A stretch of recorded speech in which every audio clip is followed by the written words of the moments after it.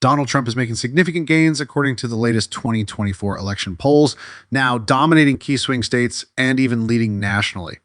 As reported by the New York Times, today, let's break down the updated electoral map based on this new data. Before diving into the polls, we'll mark the solid states for both candidates to simplify things. Starting with Harris, he's expected to secure the usual Democratic strongholds of California, Hawaii, Vermont, Massachusetts, Connecticut, Rhode Island, Maryland, D.C., and Maine's 1st District. On Trump's side, he's firmly in control of Utah, Wyoming, Idaho, Montana, they got quotas, most of Nebraska, Kansas, Oklahoma, Missouri, Arkansas, Louisiana, Mississippi, Alabama, Tennessee, Kentucky, West Virginia, Indiana, South Carolina, and Alaska. This puts Trump in the lead with 125 electoral votes from the get-go.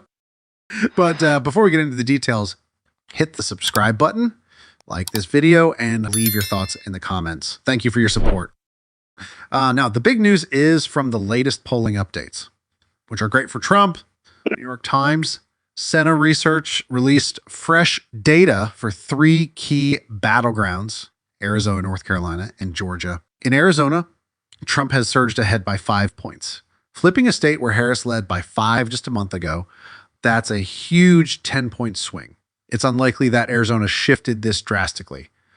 More likely, the earlier poll was off and the new numbers reflect a more accurate picture. Trump leading Arizona by 5 points. State, he's projected to win by 3 or 4 signals. He's in a strong position, especially considering this comes from a traditionally left-leaning pollster. In North Carolina, Trump is now up by 2 points, whereas last month, Harris led by 2, a 4-point gain for Trump.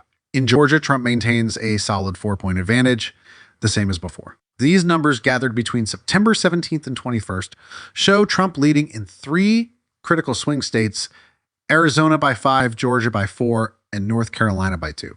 These gains are particularly significant in states that don't typically shift this much for Trump in polling. It's likely that Harris will rethink her strategy, possibly relocating more resources from Arizona and Nevada to focus on Georgia and North Carolina while she hasn't completely written off Arizona. Trump seems to be heading toward a win there. Georgia also looks strong for him with several polls showing him leading by 3 to 4 points.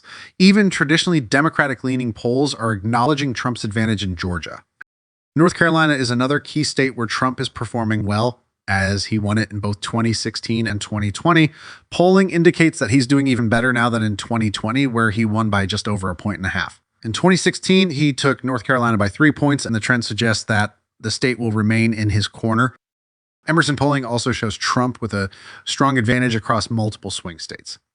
In Georgia, for instance, Trump is up by 3 points according to their data, and they see him as the favorite. Arizona remains close, with Emerson showing Trump up by 1 point within the margin of error, but the broader trends in polling, voter registration, and campaign insights point to Trump gaining momentum.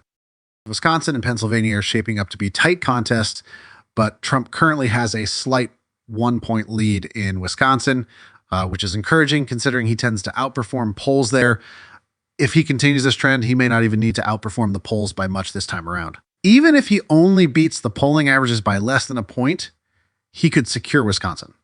Harris, on the other hand, isn't showing a strong lead in Wisconsin. The race is tight enough that Trump might already be ahead or within striking distance, a major improvement from where he stood in 2020 and 2016. Trump also holds a 1-point lead in Pennsylvania, another crucial battleground. If we combine Pennsylvania, Arizona, and Georgia, 3 key states where Trump is gaining ground, it's a clear sign that his campaign is picking up steam. There was an outlier poll from Pennsylvania showing Harris ahead by 4 or 5 points, but that doesn't align with the other data, especially compared to what we're seeing in Wisconsin. Voter registration data suggests that Pennsylvania may actually be tilting more Republican than Wisconsin, making Wisconsin a slightly tougher fight for Trump than Pennsylvania. Nonetheless, Trump's standing in Pennsylvania, which has 19 electoral votes compared to Wisconsin's 10, is promising. If he can maintain his momentum in these battlegrounds, it significantly strengthens his path to reclaiming the presidency.